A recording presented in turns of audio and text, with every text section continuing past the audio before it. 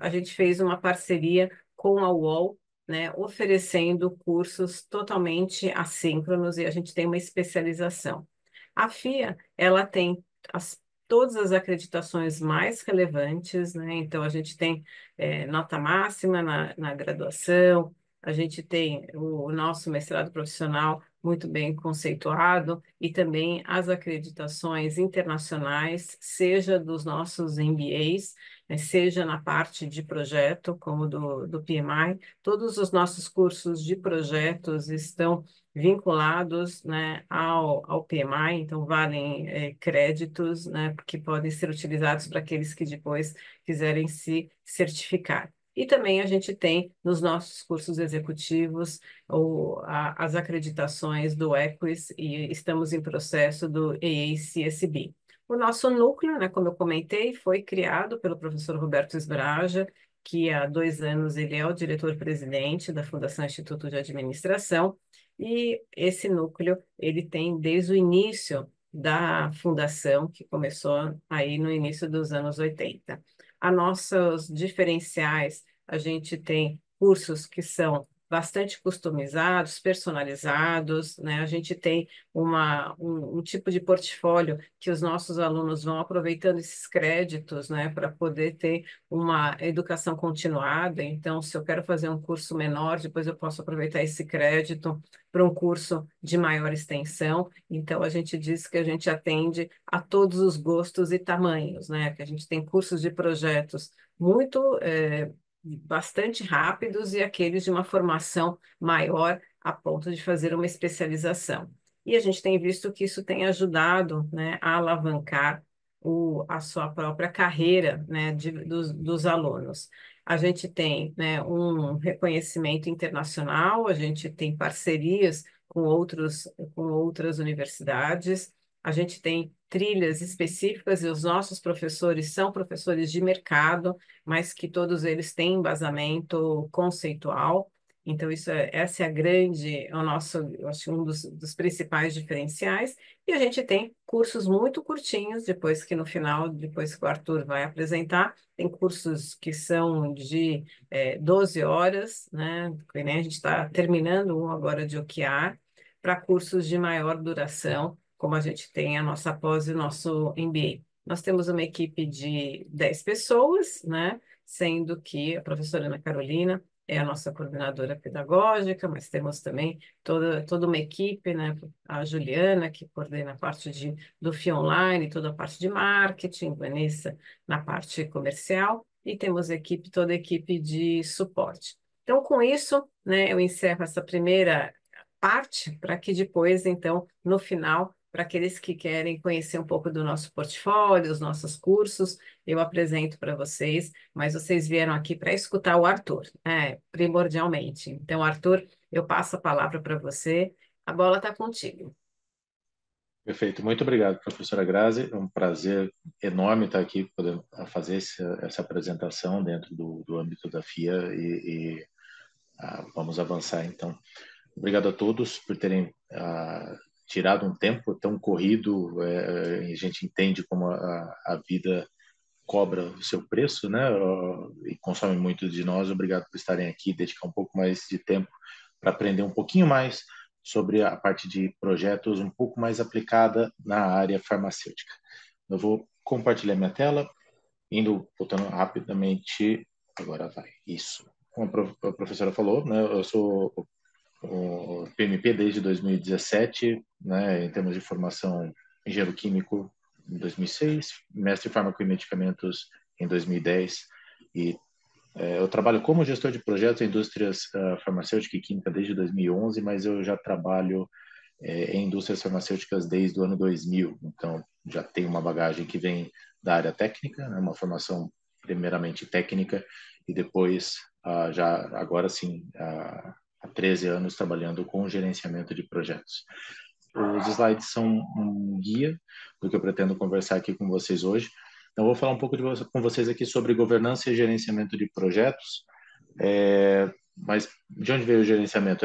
Eles estão conectados, a gente vai chegar lá. E depois um pouquinho mais de um zoom, um pouco sobre como é a estrutura de a projetos dentro da área da saúde, mais dentro da área farmacêutica, seja um projeto básico, não um projeto básico que eu digo, um projeto de um medicamento completamente inovador, ou um projeto, por exemplo, de um similar ou um genérico, fazendo um pouco da conexão entre as estruturas de governança e gerenciamento que eu vou falar, e sobre os projetos dentro da área farma propriamente dita. Bom, a gente começa falando de governança em si, então uma distinção que é importante que a gente tenha sobre os tópicos, né? Então, primeiro, governança, de um lado, né? Ela é estratégica, ela fala de estruturas e diretrizes para gerenciamento dos projetos balizadas pelo objetivo da empresa. Então, a governança ela tem um bird eye view, então é uma visão mais elevada, que conecta os projetos à estratégia, mas olhando todos os projetos do portfólio da empresa ao mesmo tempo. Gerenciamento, ele é tático, operacional, mão na massa, né? É a execução das tarefas do dia a dia do projeto que permitem que ele avance. Realmente são coisas distintas? Nem tanto. Há uma conexão entre esses dois tópicos, né? Na verdade, eles não são elementos distintos, mas eles são o mesmo elemento conectado por uma escada de maturidade. Então, não é nada fora do comum as empresas começarem com uma estrutura de projetos mais focada, por exemplo, em gerenciamento tático, operacional, mão na massa, pega as coisas novas que estão sendo feitas dentro da empresa naquele momento, e aí elas avançam ao longo do tempo na medida que aquele time se amadurece, na medida que aquele time ganha expertise, tanto teórico quanto prático, e as estruturas de governança vão se formando a partir das estruturas de gerenciamento. Mas a decisão pela criação da estrutura de gerenciamento ela vem de cima, vem do nível mais elevado, né? Vamos começando do princípio, um pouco de estrutura. A gente não vai encontrar, isso pode ser tanto em em uma empresa pequena, média, grande ou mesmo dentro da universidade, você vai ter uma estrutura hierarquizada, né, que vai ter reportes feitos dentro de uma certa condição. Então, nós temos um nível mais elevado, uma presidência, seguido de diretorias, gerências seniors e o pessoal que trabalha no nível mais operacional. Quando a gente fala de uma estrutura mais hierárquica, de fato, de projetos, a gente tem aquela visão dos gerentes ou os diretores que recebem a informação dos seus times e entre eles se conversam e chegam a uma conclusão sobre como avançar dentro das iniciativas que estão rolando dentro da empresa naquele momento. Eram estruturas muito mais comuns, vamos dizer, um certo tempo atrás, né? Mas também nem tanto tempo atrás. E ainda hoje, especialmente empresas menores, ainda como tem uma distância na prática muito pequena entre o nível chão de fábrica e o nível gerencial, a gente acaba tendo uma proximidade muito grande e é natural que os projetos acabem se concentrando nos níveis mais elevados. Por outro lado, uma outra estrutura que vocês provavelmente também já viram seria uma estrutura mais projetizada, no qual a gente tem desvencilhando agora a estrutura de acompanhamento do projeto da estrutura de hierarquia interna que toda empresa continua tendo. A questão é que grupos dedicados dentro multidisciplinares, né, passam a ter numa estrutura 100% projetizada autonomia total para fazer a gestão daquele projeto, né, com pouca necessidade, pouco ou zero influência do que uma decisão dos níveis superiores, né, apenas escalando o que é realmente necessário. Uma visão 100% projetizada tem suas vantagens e suas desvantagens no ponto de vista que ela pode acabar, por exemplo, se desconectando com um pouco da visão acima, da visão bird eye, né, para manter o projeto conectado com a estratégia corporativa. O ideal, o mais interessante, o mais equilibrado, é nós temos uma forma cruzada, nós temos um híbrido, e é só a primeira vez que eu estou usando essa palavra hoje, né, entre uma visão hierárquica e uma visão projetizada. Então, a conexão entre gerenciamento e governança, entre o operacional e o tático e a estratégia, vai acontecer naturalmente com a maturação dessas estruturas organizacionais de uma forma que a gente tenha as estruturas de projeto bem conectadas, né, e com a independência necessária para que o projeto avance num passo interessante, sem perder a conexão com os níveis mais elevados, de onde acaba vindo a composição da estratégia corporativa como um todo. Isso falando de estrutura de equipes, né, que conectam gerenciamento à governança. Um outro aspecto que é importante olhar, e ele não se ele se sobrepõe ainda a essas questões estruturais, são as abordagens. E aqui eu já trago termos que o pessoal provavelmente está mais acostumado a ver. Então, abordagem de projetos preditiva ou abordagem de projetos ágil, né? Então, com uma distinção muito clássica, o projeto preditivo ele é muito ideal, muito interessante, né, para projetos que têm um escopo bem definido, né, o produto está muito bem definido logo de sair. Então, o preditivo encaixa bem. Né? A gente tem, por exemplo, PMI, temos a metodologia, né, preconizada dentro do PMBOK, que é do PMI, temos o Prince2 como bons expoentes dessas metodologias mais preditivas. Apesar do PMI também possuir já, né, o Agile conectado como uma metodologia que você pode trabalhar. A gente pode falar um pouco mais disso até depois. E dentro do ágil, a gente tem uma visão que ele conecta com produtos que têm um escopo que não está tão bem definido logo a priori. Então, por exemplo, os produtos não estão muito bem definidos. A gente tem uma ideia do que quer, mas não uma ideia tão fechada a ponto de eu poder definir detalhes de andamento do projeto logo na saída. Então, aí a gente tem Scrum, a gente tem Extreme Programming, a gente tem outras ferramentas no mundo do ágil, né? O próprio PMI tem abordagem Agile, né? Inclusive certificação própria, que acomodam essas mudanças cíclicas e rápidas do escopo do projeto ao longo do tempo. E, obviamente, ainda se estabelece em algumas até rodas de conversa como se fosse uma dualidade onda-partícula entre o preditivo e o ágil, mas aqui a gente tem, na verdade, uma oportunidade que vem ganhando muita força nos últimos anos, né, que é o híbrido. E o híbrido, apesar da colocação aqui, metade um Gantt, metade um Kanban, ele não é pegar metade de uma maçã, a metade de uma melancia, colocar uma do lado do outro e falar que está híbrido. Não. Né? Por isso aqui eu trago esse tópico de conexão programática entre o ágil e o preditivo. Porque você tem que pegar o que tem de melhor em cada um, provavelmente em momentos distintos do seu projeto, e conectar de uma forma que fique coerente. Não é só começar a usar um Kanban na hora de planejar o desenvolvimento de um novo produto que você vai estar usando o ágil hibridizado com uma metodologia preditiva ou waterfall. Não é por aí. Tá? Então, essa conexão do híbrido também é algo que tem que ser feito de uma maneira bem cuidadosa para que a gente possa extrair o melhor dos dois mundos. E, como eu falei logo na saída, a gente tem aqui uma questão, fechando essa parte de distinção, conexão, um pouco de abordagens, né, de gerenciamento à governança, a questão da maturidade em projetos. A maturidade das estruturas de projeto é algo que se tornou tão ou mais relevante, né, em alguns momentos, quanto as próprias ferramentas usadas para gerenciar.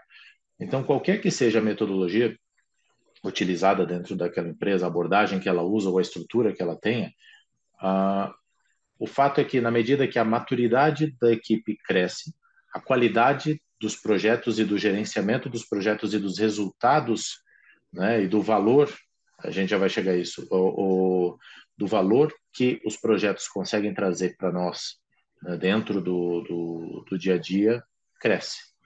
Né? Uma sugestão, o uma forma que existe de Organizational Project Management, inclusive é um guide dentro da estrutura do PMI, que é o OPM3, né, Organizational Project Management Maturity Model. Então, ele, muito esquematicamente, né, essa visão é dentro dos 3 âmbitos, né, que é projeto, programa e portfólio. Você avança em termos de maturidade na medida que você padroniza formas de trabalho, você começa a medir os resultados que vêm daquela padronização da forma de trabalho, passa a controlar, e aí você pode pensar em dar o próximo passo. Né? Não é à toa que essa seta ela é curvada, porque isso aqui não é uma retinha, isso não é uma escada. Né? Você não avança de maneira necessariamente linear ao longo de todas as competências e de uma vez só, até atingir o estado de melhoramento, o estado de excelência, no qual você começa a fazer benchmark com, por exemplo, empresas de outro ramo que usam práticas de projeto diferentes e começam a incorporar ferramentas completamente novas dentro do seu dia a dia. E não precisa ficar restrito a esse quadradinho que é vamos dizer, uma sugestão de avanço dentro dos modelos de maturidade. Quando a gente fala de maturidade e de melhoria contínua, hoje a gente fala de ferramentas e de conceitos muito novos. A gente fala de inteligência artificial, como foi inclusive a tema de uma apresentação muito boa aqui da própria FIA alguns meses atrás. A IA aplicada a gerenciamento de projetos é um tópico que está em alta, altíssima, né, ultimamente. E a aplicação efetiva da IA para gerenciamento de projetos é um campo de muito estudo, muita pesquisa, e é algo que ainda vai trazer muito fruto, está apenas começando. A gente fala muito do XMO, né? Por que XMO, XMO? Né? Hoje em dia, a gente não tem só o PMO, a gente pode falar do VMO. Né? Inclusive, a capa da Mundo PM da semana passada, se eu não me engano, o do Mundo PM, desvendando o VMO, é um assunto que tem trazido muito movimento, né, que tem a ver com você avançar, lembram? Gerenciamento, a governança. Então, você começa gerenciando projetos e termina entregando valor, né? Porque você começa a focar naquilo que é realmente importante no dia a dia. Então, o XNO é apenas uma forma de representar a quantidade e a variedade de escritórios de gerenciamento que podem existir dentro de uma organização com funções bem distintas e com funções nobres, cada uma na sua especialidade. E aqui, por exemplo, o ponto do BI, que a gente não... saímos de um mundo em que a coleta de dados era muito escassa, muito difícil, mais trabalhosa, mais manual, né? Muito mais trabalhosa e custosa, para um momento no qual a gente tem coleta de dados a todo momento, em todo lugar. Aqui falando com vocês, há coletas de dados acontecendo quando a gente entra navega seja na página do YouTube, dentro de um site de notícias, são dados gerados e acumulados o tempo todo. E o ouro disso está em saber trabalhar, receber, processar e extrair o melhor desses dados. Aí a gente entra com Business Intelligence, a gente entra com Tableau, a gente entra com Power BI, a gente entra com ferramentas informacionais e conhecimento de análise de dados que vai nos permitir fazer essas etapas de medir e controlar de uma maneira muito mais eficiente.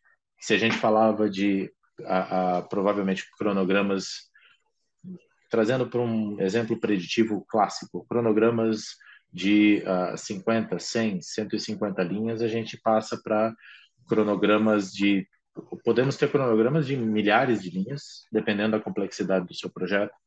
E não só isso, mas um portfólio de projetos, cada um com seus recursos alocados, apontando as suas atividades num determinado momento, e você tem que conseguir extrair informação de qualidade de uma massa de milhões e milhões, né, de bits e bytes, enfim, de dados que podem ser muito valiosos e fazer com que a sua gestão consiga chegar a conclusões, a ter ideias e avançar muito mais rapidamente em tomadas de decisão, avaliar mais cronicamente, de maneira mais sistêmica, o que está acontecendo dentro daquele projeto, daquele portfólio, naquele momento.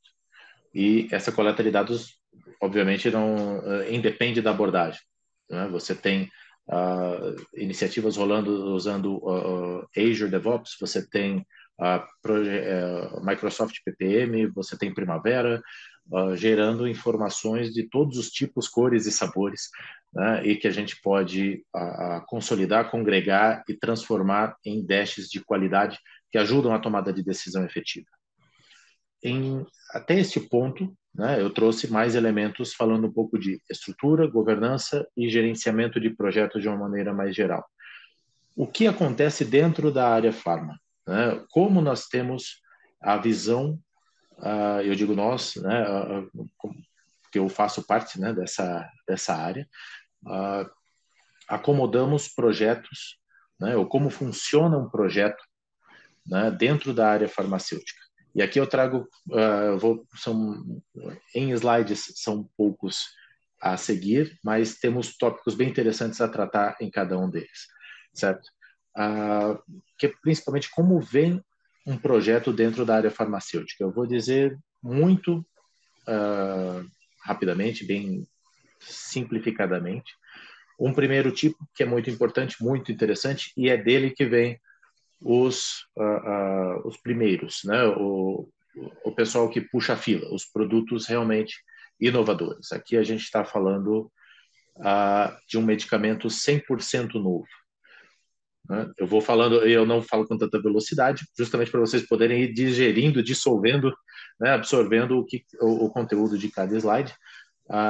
Esse sequenciamento, apesar de caber em um slide, seria possível fazer treinamentos e treinamentos sobre cada uma dessas coluninhas. E eu vou tentar falar um pouco para vocês sobre o que acontece em cada um desses momentos.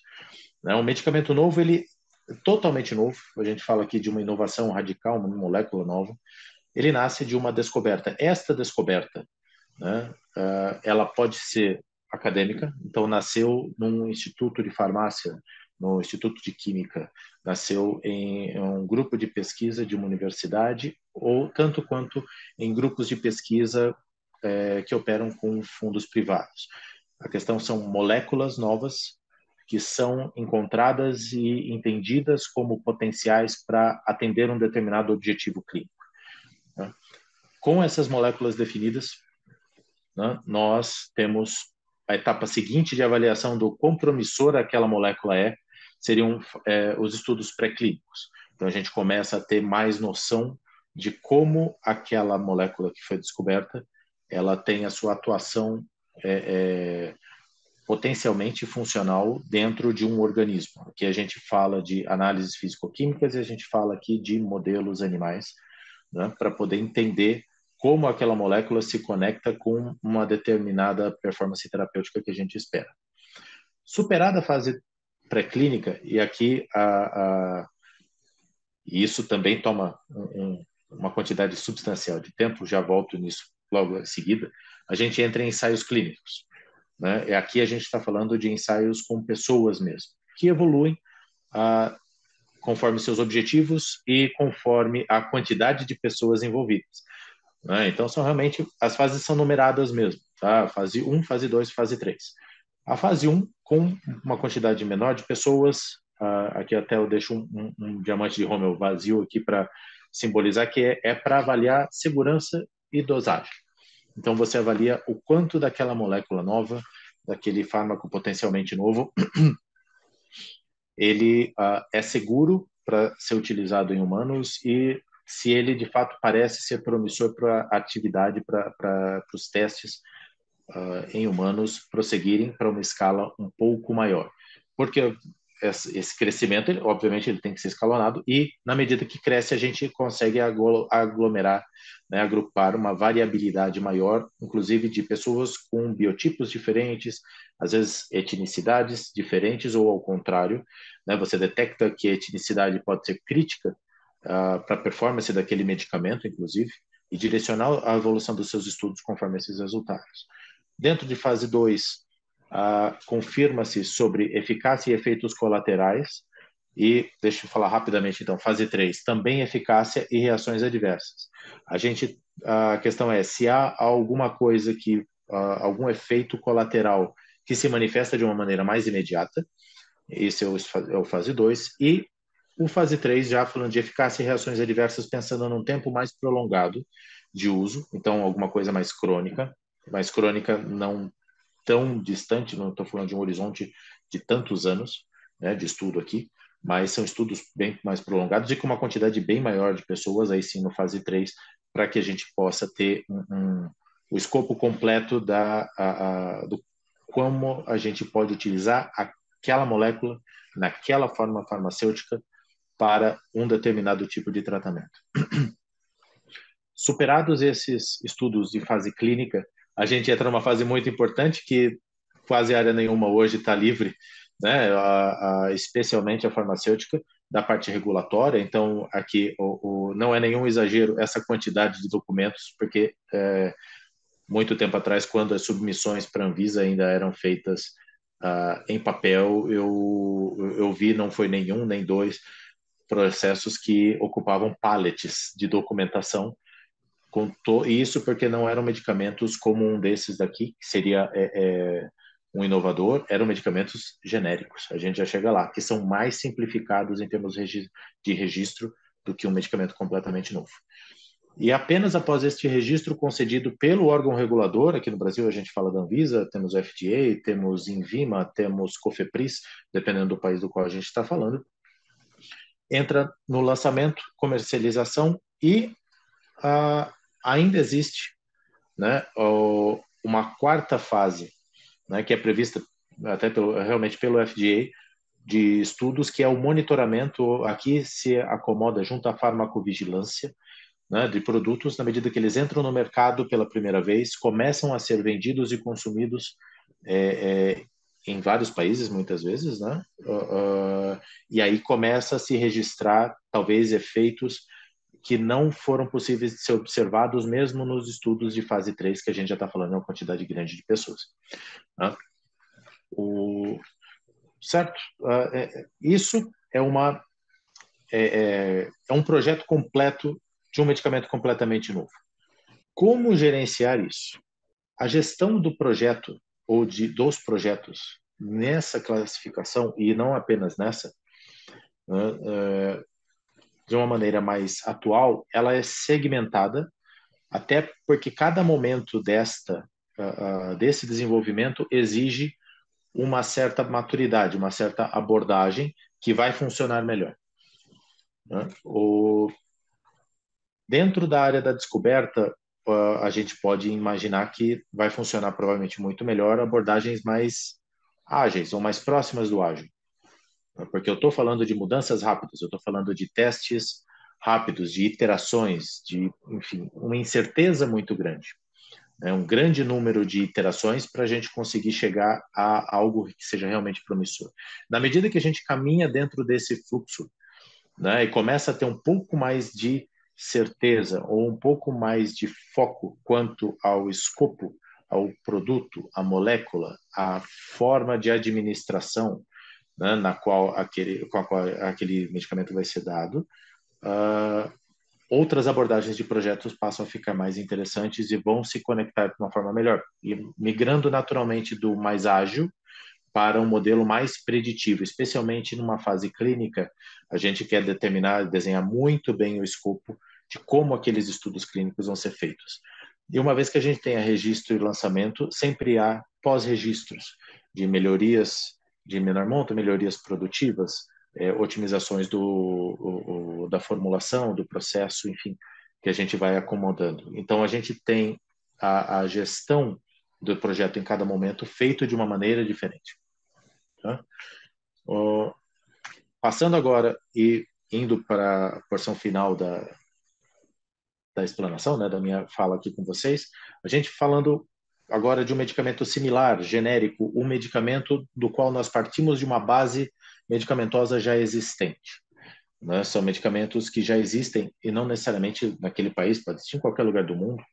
Né? Então, aqui eu falo muito mais de uma organização interempresa. intra-empresa, para que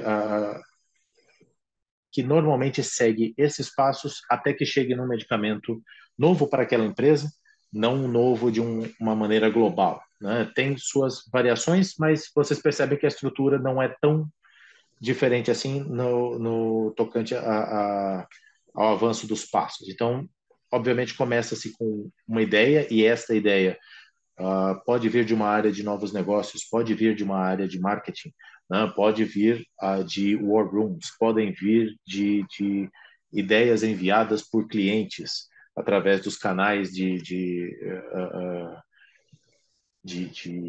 conversa, né, com os clientes que as empresas têm. As ideias são capturadas, analisadas, triadas, até que alguma se mostre mais interessante de acordo com o objetivo estratégico daquela empresa, de acordo com a linha terapêutica que aquela empresa segue naquele momento, né? E em cima desta ideia pescada, desse mar de opções e oportunidades, que avalia também, e muito importantemente, a questão patentária, né, envolvida, porque, obviamente, uma inovação neste nível traz uma patente, né, e não só uma, normalmente várias. Faz-se um business case, e aí sim um estudo mais pormenorizado. Aqui a gente fala de formas farmacêuticas, volumes, margens, projeções no tempo, que caso o projeto se concretize numa janela de tempo razoável, pode trazer de recompensa para a empresa. E aí nós entramos no mundo do desenvolvimento técnico clínico, né? E aí a gente vai ter um corpo técnico muito bem estabelecido e especializado para trabalhar formulação, métodos de análise e garantia da qualidade daquele produto que vai ser desenvolvido, como aquele processo desenvolvido vai ser transferido para a produção e como o arcabouço de qualidade da empresa vai poder se conectar àquele produto para garantir que ele saia com a qualidade que se espera de um produto farmacêutico. E também, nessa linha, tem os testes clínicos, que aqui a gente fala normalmente de análises mais simplificadas em relação ao que foi feito pelo produto 100% inovador. Falamos normalmente de testes de bioequivalência, testes de biodisponibilidade relativa. Eventualmente, é preciso conduzir estudos clínicos em outras fases, de uma maneira complementar aos estudos que já existem, do inovador de fato, para que a gente possa entregar aí sim para a Anvisa, aqui, né, aqui no Brasil, ou para o órgão regulador, o calhamaço, né, os documentos de registro que permitam obter o registro e efetivamente começar a operar no mercado com aquele produto que foi desenvolvido. A questão aqui é a mesma que eu levantei para o slide anterior. Como gerenciar? Porque a gente fala de mundos que vão mudando do mais etéreo, no mundo das ideias, de projetos, passando por business cases elaborados para tangibilizar aquela ideia, e isso pode utilizar e se beneficiar de uma estratégia muito mais livre, mais ágil, né? Até que se feche um business case concreto, passe por uma etapa de desenvolvimento, que aqui sim é a transição do escopo um pouco mais aberto no que tange a que processo que será utilizado, que recipientes que eu vou trabalhar, qual vai ser o fornecedor da minha matéria-prima, como vai ser a, formas polimórficas daquele fármaco que eu vou trabalhar, tamanhos de partícula, muitas opções até que você afunila e chega a um processo com um produto, um formato de comprimido, uma velocidade de máquina, tempos de processo de mistura, tudo muito mais definido, que nos permite aí sim ir para um mundo mais previsível em termos de escopo de projeto, né, que é o mundo clínico, que aí eu vou ter que estabelecer com muito rigor, né, os passos clínicos que precisam ser seguidos até que eu possa submeter o meu projeto para a Anvisa. Então, aqui eu tenho momentos com abordagens completamente diferentes, que vão se beneficiar mais ou menos de uma abordagem de projetos diferente. E uma empresa que consiga navegar, né, nessa variabilidade de abordagens da melhor forma, vai conseguir extrair o melhor valor dos seus projetos, né? Vai conseguir usar o melhor que a gente tem de cada ferramenta, seja ágil, seja preditiva, seja híbrida, de forma que o produto possa ser registrado no menor tempo possível, com toda a qualidade que é necessária para aquele produto, para aquele momento da empresa. Bom, o que eu gostaria de trazer aqui para vocês de uma maneira bem alto nível é isso. Eu deixo aqui agora, assim, se vocês tiverem alguma questão, porque eu passei realmente um pouco rápido pelas etapas de desenvolvimento e alguns outros tópicos que a gente pode abordar com um pouco mais de profundidade, mas em termos de apresentação, era o que eu gostaria de mostrar aqui para vocês hoje. Legal. E, sim, Arthur, acho que a gente já tem aqui duas perguntas, né? Que acho que tem a Sonja, assim, que foi nossa aluna também aqui do Legal. GPRO. A parabeniza você pela didática. Ela é também ela é farmacêutica, né? E trabalha com consultoria em projetos. E te parabenizou pela didática e organização do tema. E a pergunta é: em qual momento que o escritório de projeto ele começa a atuar ao lançar um medicamento inovador? Isso é muito interessante. Na verdade, você vai ter, e não é incomum, né, você ter mais de um escritório de projetos operando dentro da empresa, a qualquer momento. Né? Então, voltando talvez rapidamente aqui para acho que essa visão ajuda, isso. Não foi por descuido meu que essas barrinhas aqui são um pouco mais grossas. Né? A gente vai ter, por exemplo, uma conexão do escritório de projetos, ela vai acontecer, na verdade, a todo momento. O que você provavelmente vai observar na descoberta talvez um pouco menos, e aqui eu trago uma provocação sobre talvez oportunidades de ter escritórios de projetos bem preparados, operando dentro por exemplo, de um instituto de pesquisa de uma universidade pública. Né? Eu digo pública porque normalmente a área privada acaba se adiantando um pouco nesses aspectos, mas para ajudar a coordenar projetos de pesquisa e desenvolvimento, é que eu falo mestrado, doutorado, pós-doutorado, que chegam a esse tipo de descoberta. Aqui eu posso ter, né, a transição entre descoberta e pré-clínico, por exemplo, algum tempo atrás era conhecido como Vale da Morte, porque as descobertas aconteciam no âmbito acadêmico e até que elas conseguiam atingir alguma empresa ou conglomerado de empresas que tinha os recursos suficientes para poder conduzir a parte pré-clínica, isso podia levar muito tempo, né? Muito, muito mesmo. Né? Então, aqui no pré-clínico você já vai ver, e é ideal que veja, um PMO que vai acompanhar os testes que estão sendo feitos nessas escalas em animais e testes de confirmação de características físico-químicas daquela molécula. Chegando no ensaio clínico, né, a parte de humanos de fato, ali é um ponto em que pode ser o mesmo ou pode ser um outro PMO já trabalhando.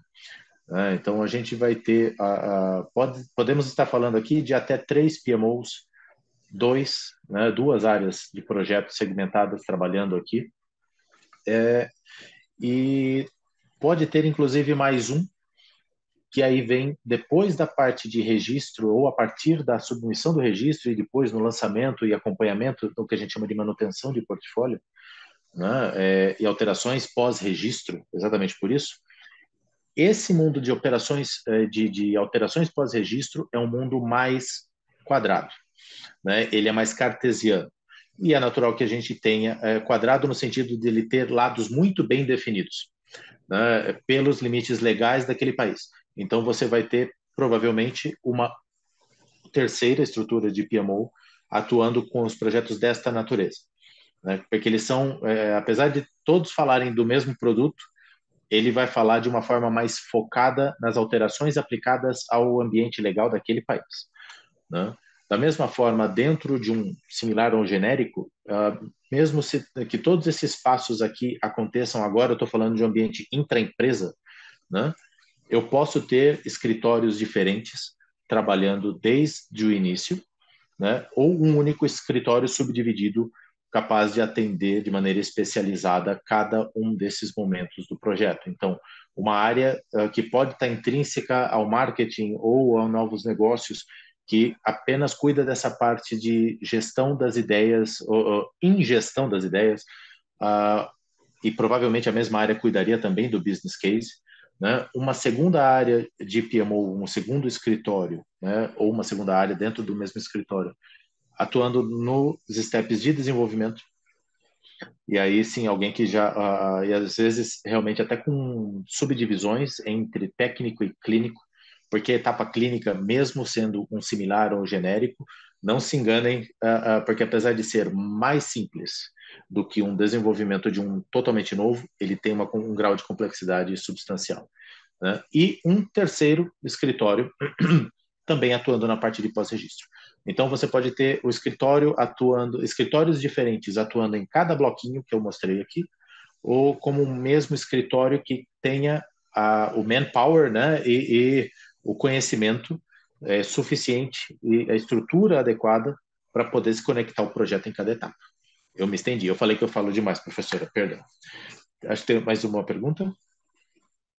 Tem, não, mas é isso mesmo. Está surgindo aqui algumas perguntas. Aí também tem a Michele Kaufmann, que também é nossa aluna aqui, e ela Legal. trabalha como PMO no Hospital Beneficência Portuguesa, né? Também te parabenizo pelo material. E ela tem uma dúvida em relação a quanto que um escritório de projetos atende só os projetos que estão aliados a objetivos estratégicos ou também atende projetos de área, por exemplo. Boa. Isso não eu entendo perfeitamente até a motivação da pergunta Uhum. e você pode encontrar isso varia muito com a forma com que o planejamento estratégico da empresa ou aquela estrutura que eu mostrei lá atrás, como ela está montada hoje dentro de cada empresa, seja ela um hospital, uma indústria farmacêutica ou uma indústria química. Você pode ter uma estrutura central de projetos que provê governança, processos e documentação padronizada, capaz de atender tanto projetos corporativos como projetos de transformação tecnológica, projetos de melhorias de processos internos de áreas, quanto projetos de produtos, quanto projetos de manutenção de portfólio. Também não é incomum essas estruturas que atendam projetos, por exemplo, de projetos corporativos ou projetos de área, como ela falou, acabem nascendo espontaneamente quando você tem, talvez o escritório do PMO num determinado lugar, ele atenda exclusivamente produtos. Vendo aquilo, outra área fala, eu também quero usar projetos para mim. Então, ela nasce dentro de uma área, dentro de novos negócios, dentro do marketing, dentro de TI, enfim, locais ou grupos de projetos dedicados que se tornam como PMOs, que se tornam pares. A tendência natural e a melhor prática é que em algum momento essas áreas se conectem, porque quanto mais interconectada a governança, as estruturas, e especialmente aqui eu falo com uma boa bagagem de histórias, né?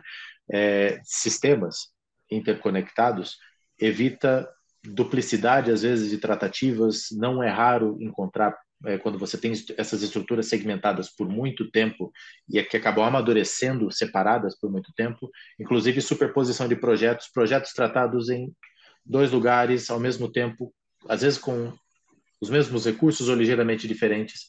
Isso vai trazer alguma confusão ao longo do tempo. Então, apesar de existir, o ideal é que em algum momento essas áreas de projetos se interconectem para que a governança como um todo flua. Senão a gente pode ter laranja de um lado, banana do outro, mas no final a gente está falando de abacaxi. Uhum.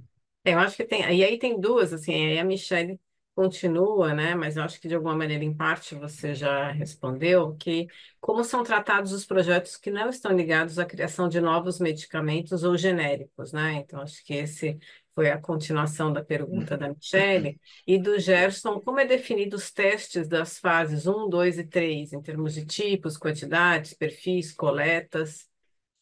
Legal. Bom, primeiro, aí, concluindo a pergunta da Michelle, né, no primeiro momento, em relação ao o que eu falei, a conexão entre essas áreas de projetos precisa acontecer exatamente para que as melhores práticas de um acompanhem as melhores práticas do outro, né? Então aí a gente vai ter literalmente as áreas se conversando, se conectando. Não seria nenhum exagero ter uma diretoria de projetos que congregue essas áreas de maneira a garantir que você possa acomodar de maneira mais ordenada possível, né, projetos de um novo produto com projetos de melhoria de um processo interno ou com um projeto de alteração da empresa que presta serviço do refeitório, com iniciativas dentro de melhorias na área produtiva, implementação de um novo maquinário utilizando o CAPEX, né, que aí seria um projeto de CAPEX, né, que seria diferente. Então, por isso que é tão importante, em algum momento, tentar conectar essas áreas, né, para poder aproveitar as melhores práticas de todas, mas entendendo que elas continuam precisando ser áreas separadas, porque não muito longe de ser o mesmo projeto ou a mesma coisa, desenvolver um produto ou um novo processo de trabalho. Mas é importante que eles gozem dos mesmos benefícios de ter uma metodologia bem estabelecida. Em relação aos estudos clínicos, né, a parte tanto clínicos em humanos como pré-clínicos, o melhor guide ou o guide de referência que eu sugiro é realmente a partir do que tem no FDA. Ele tem guias e é público, né? De fato, você consegue entrar no site do FDA e ver exatamente os guias de segurança e de preparo e elaboração dos estudos para você poder conduzir cada uma dessas fases. Obviamente, dentro do Brasil você também vai ter normas específicas e até pela realidade regulatória de cada país é que as empresas detentoras das patentes originais e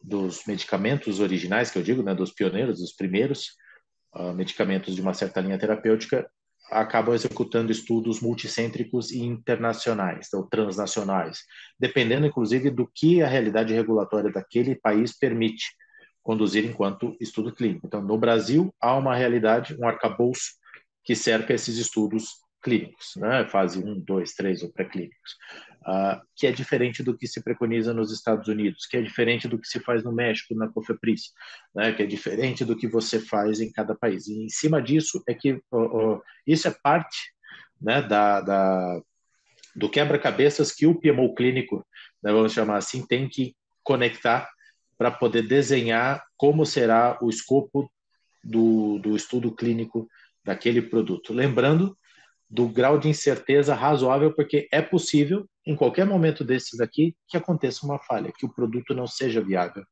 Por mais adiantado que esteja, eu estou falando de chegar na etapa de registro e, por algum motivo, o órgão regulador entender que aquela documentação toda que foi gerada não está nos padrões adequados, né? Então, mesmo que se leia preto no branco, artigo 1, 2, 3, o que precisa ser apresentado, não significa que 100% dos medicamentos que sejam submetidos vão ser de fato aprovados. Não é tudo que é aprovado que efetivamente consegue ser lançado. Então, você tem um grau de incerteza nessas transições, mesmo com guides escritos. Mas aí o que eu sugeriria é que depende, a resposta exata depende de onde os estudos vão ser conduzidos. Né? Cada país vai exigir um certo número de voluntários, um certo nível de cuidado com eles, um certo nível de certeza para que você possa aplicar aquele estudo, né? E aí varia muito realmente de país para país. Joia. Bom, Arthur, olha, estamos aqui pontualíssimo, né? Assim, então, aqui te Fico feliz. agradecer enormemente, né? Não sei se você quer fazer algum comentário final, a respeito dos grandes desafios que você vê no setor, na condução de projetos, e depois eu vou usar 2 minutinhos só para a gente apresentar aqui os cursos que estão em andamento. E caso alguém se interesse, já queira fazer o planejamento para o próximo ano, a gente já vai ter aqui algumas ofertas especiais. Legal, perfeito, professor. Bom, eu gostaria de agradecer muitíssimo a oportunidade que, que a FIA me apresentou e para poder fazer essa apresentação aqui para vocês hoje. Muito feliz mesmo de estar aqui. E em relação a desafios de carreira ou desafios da área de projetos, né, hoje, isso pensando não apenas em projetos de pesquisa e desenvolvimento, mas o desafio está em como ter um equilíbrio entre a quantidade de ferramentas que vem se disponibilizando ultimamente, de forma que você consiga tirar o melhor de cada uma delas sem se perder num mar de opções. Né? A gente vê, por exemplo, ainda uma grande indefinição, um grande embate entre as big techs em relação à IA. A gente tem o Gemini, a gente tem o Copilot, que está se desenvolvendo de uma maneira muito interessante dentro da Microsoft. A gente tem o Chat GPT em alguma instância e as geradoras de imagens e vídeos e outras coisas. Eu, pensando em usos mais tangíveis, o IA ainda está para se provar, mas eu vejo potenciais altíssimos para o uso dessa ferramenta dentro da área de projetos. Na medida em que ele conseguir, de fato, atuar, por exemplo, como um companion do time de projetos que ajude a vamos lá, passar por tarefas mais maçantes, mais do dia a dia, né, e que nos auxilie a agilizar a tratativa de projetos e consiga nos levar a, ok, vamos falar de estratégia, vamos falar de se esse projeto está entregando o valor que ele deveria entregar. Né? Então, acho que o grande desafio está em dominar as tecnologias e as ferramentas que vêm se disponibilizando ultimamente, de forma que torne o trabalho do gerente de projetos cada vez um trabalho de agregador de valor, né? E não apenas e faz tempo que já não é mais isso, né? E não um acompanhador de cronograma. Não, e obrigada, Arthur. Olha, aqui tem vários elogios no chat. Queria agradecer mesmo pela sua didática, como todos destacaram aqui, e aproveitar ainda aqui o restinho, mais dois Claro. minutinhos, para a gente poder passar para aqueles que ainda não conhecem, né, como que funciona nos nossos cursos. Vou só aqui colocar no modo apresentação os nossos cursos, as trilhas que a gente tem, e é uma trilha mesmo, né? E você vê como se fosse numa escadinha, a gente começa na nossa trilha, e foi muito interessante que muito do que o Arthur falou, a gente vai ter isso ao longo das nossas formações, desde a parte de fundamentos em gestão de projetos, né? Então, a gente tem as noções gerais do que são projetos, depois, se você quer complementar, né, esse teu curso mais básico, inicial, você passa para a formação, que são 4 meses, fundamentos é um mês, depois você tem uma pós que é de 360, e depois, se você quer ter algo que seja muito mais voltado a negócios, mas também tem uma parte bem mais aprofundada de gestão de projetos, então você tem o nosso caso Advanced, que é bem interessante, porque você junta alunos de diferentes áreas, né? Então, embora você esteja com uma aula, com um grupo que é especializado em projetos, você vai interagir com pessoas que é de marketing, de pessoas, que é de finanças, né? Que é de inovação. Então, esse Advanced, ele é um produto que junta alunos de diferentes áreas. E aqui você pode aproveitar sempre os créditos, né? Então, a gente considera isso realmente uma trilha, né? Se você quer fazer fundamentos e depois do próximo semestre fazer formação, você aproveita esses créditos. É como se fosse na sua sacola, você não perde aquilo, né? Você vai e isso vai fazendo com que o custo fique menor. Então, você abate isso no próximo curso, e isso vale também para a formação, para a pós-graduação e da pós-graduação para o MBA.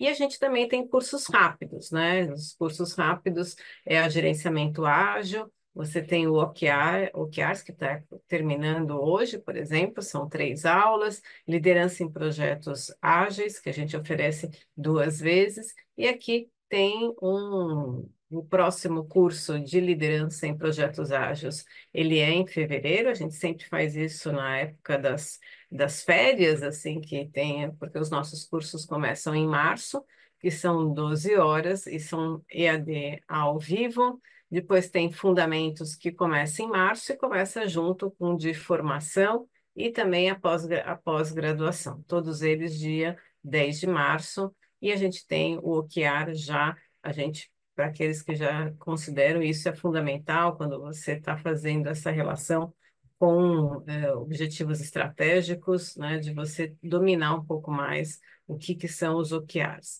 E a gente tem o curso de Ágil, que também já que aqueles que querem, ainda não conhecem sobre Ágil, vai ter o início da turma agora no final de setembro. E a gente também tem em novembro, teve uma demanda específica sobre projetos culturais, né? Como que a gente pode, né? Aqui da mesma maneira que a gente está falando do setor da farmacêutica, aqui a gente viu uma demanda específica para projetos culturais, e aqui a gente tem o nosso Advanced. E para qualquer informação, aqui saiu aqui o nosso número, ele tá, o 3. E aqui depois eu passo para vocês o número, mas aqui é só mandar os nossos dados pelo nosso e-mail, gpro@fia.com.br, e aqui tem todos os nossos, nas nossas redes sociais. Bom, então com isso, né, terminamos e agradeço aqui pontualíssimo, né? Muito obrigada, Arthur. Obrigadas a todos vocês que ficaram conosco. Desejo uma ótima semana. Imaginando aqui que tem um pouquinho, vem em algum lugar chover um pouco, né? Que a gente consiga aí dar conta dessa quentura que estamos aqui, né, vivendo aqui no nosso país. Então, muito obrigado, Arthur. E a gente se vê, aguardem notícias e depois para todos que querem rever, né, o bate-papo com o Arthur vai estar disponível nas redes sociais da FIA, tá bom? Então é isso, pessoal. Boa noite. Muito obrigado, pessoal. Boa noite. Boa noite.